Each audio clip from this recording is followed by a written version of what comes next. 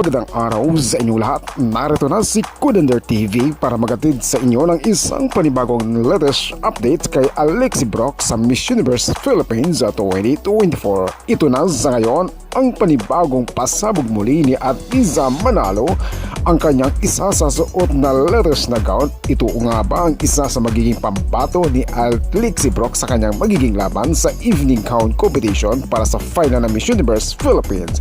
Narito muli ang isa sa latest, ang panibagong pasabog na suot na gown ni Alexi Brock sa kanyang magiging laban sa evening gown competition para sa final ng Miss Universe Philippines. Muli nang ipinasilip.